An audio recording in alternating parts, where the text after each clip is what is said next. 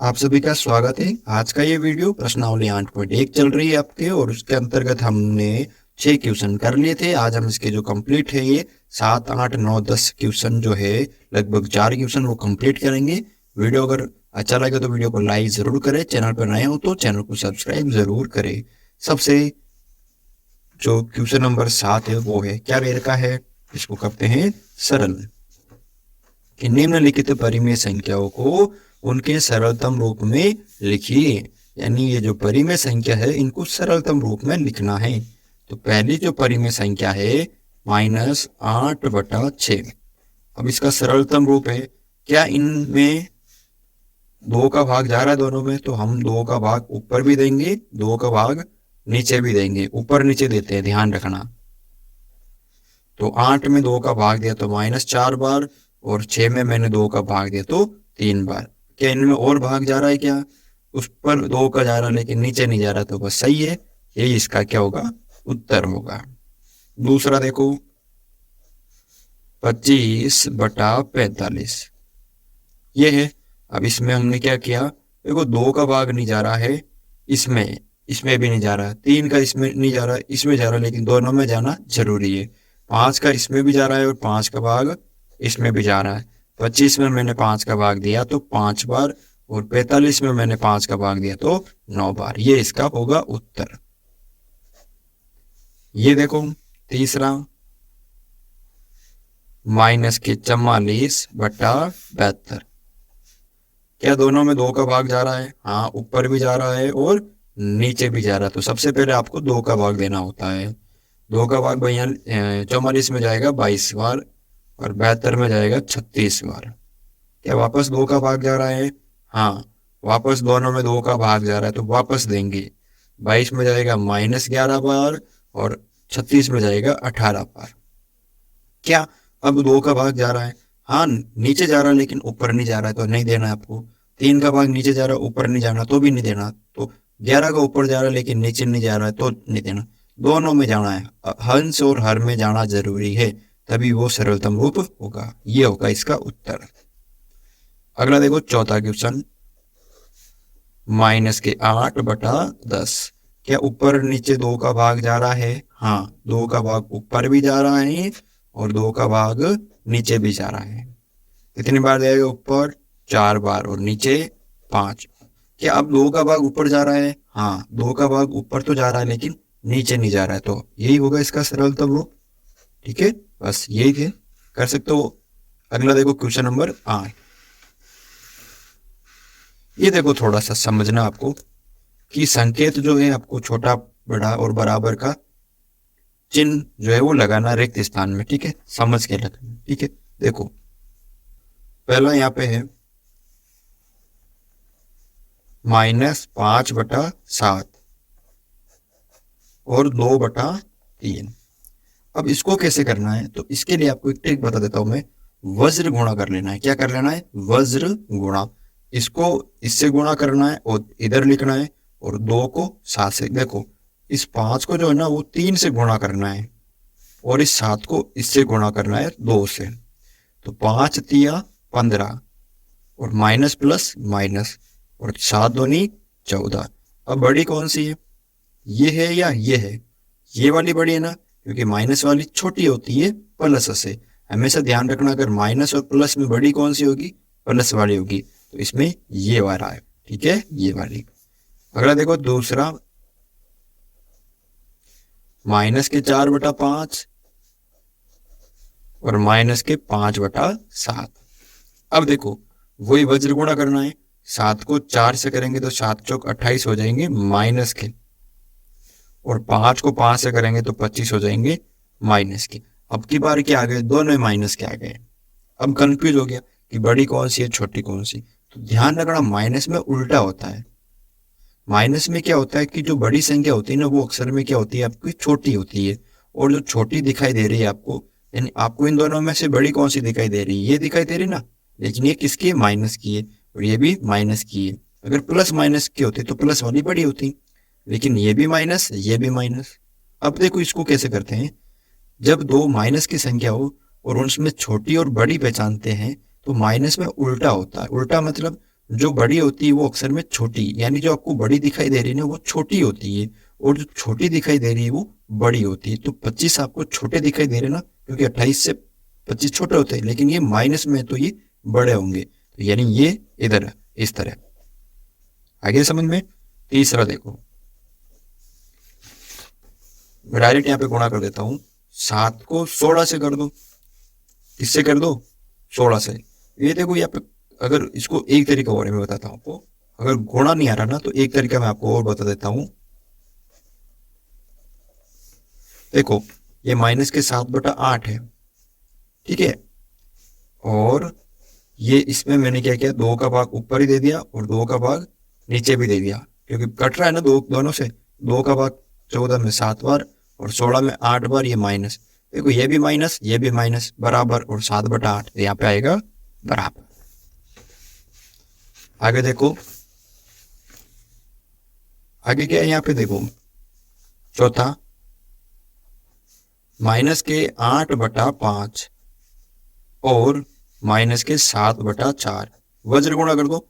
-8 को 4 से कर दो, 8 चौक 32, माइनस के हो जाएंगे, और 7 पंजा 35। ये इधर लिखना है, ध्यान रखना लिखने का तरीका, ये और ये इधर, ये और ये इधर।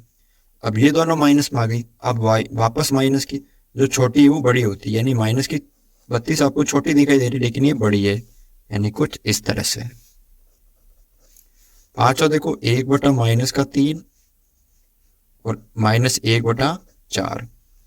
अब वज्र गुणा करते हैं, 1 को 4 से गुणा करेंगे तो 4, और 1 को 3 से करेंगे तो 3, और माइनस माइनस प्लस, ध्यान रखना, 4 एकम 4, 3 एकम 3। अब छोटी बड़ी कौन सी है? तो ये बड़ी है ना, तो अक्सर ये बड़ी होगी, तो 4 प्लस के ना तो ये बड़े होंगे। छठा देखो, 5 देखो, या नीचे माइनस है या ऊपर माइनस है, ध्यान रखना, चाहे नीचे हो चाहे ऊपर है, ये दोनों भी बराबर है। 5/11 5/11, ये पूरी परिमेय संख्या माइनस की, ये भी माइनस की, तो बराबर, यहाँ तो करने की जरूरत नहीं है। ये देख लो, अब ये 0 प्लस का है, ये माइनस की है, तो ध्यान रखना 0 जो होता है वो माइनस से बड़ा होता है। समझ में आ गया ना, 0 माइनस से बड़ा होता है, बिल्कुल इजी है। क्वेश्चन नंबर 9, निम्नलिखित में से प्रत्येक में से कौन सी संख्या बड़ी है? अभी हमने जैसे जांच की थी ना वैसे करना है।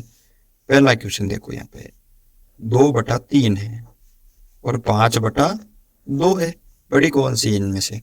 2 दूनी 4, 5 दिया 15, 2 को 2 से गुणा किया तो 4, 5 को 3 से गुणा किया तो 15, बड़ी कौन सी? 15 ज्यादा होते ना, यानी ये वाली। बस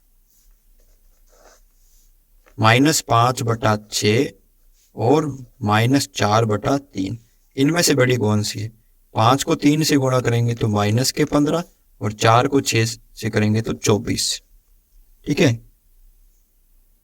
5 को हमने 3 से किया तो 15, 6 चौक 24, 5 3 माइनस का हो गई, 6 4 माइनस का हो गई। अब ये दोनों माइनस की, ये आपको बड़ी दिखाई दे रही है ना, ये वो अक्सर में छोटी होती है, और ये आपको छोटी दिखाई दे रही ना, ये बड़ी है, ये होगी बड़ी, यानी ये वाली। माइनस में उल्टा होता है, ध्यान रखना, अभी मैंने आपको बताया था ऊपर। तीसरा देखो, -3/4 और 2/-3, 3 3 9 हो गई, और माइनस माइनस गुणा करेंगे तो प्लस, 4 दूनी 8, बड़ी कौन सी? ये वाली। 9 किस तरह पे? इस तरह पे ना, तो ये बड़ी हो जाएगी। चौथा देखो, यहाँ पे ये देखो सीधा दिखाई दे रहा है, ये माइनस के 1/4 है, ये प्लस के 1/4 है, और हमेशा प्लस वाली संख्या क्या होती है? माइनस से बड़ी होती है, तो ये बड़ी होगी। ये देखो 5 ही, -3 से ही 2/7 और -3 से ही 4/5, इन दोनों में जो है वो बड़ी संख्या कौन सी है? बड़ी परिमेय संख्या कौन सी है? तो देखो, पहले इसको मिश्र भिन्न को सरल भिन्न में बदल देते हैं ना, तो 7 तिया 21, 21 22 23, 23/7, 23/7, ठीक है,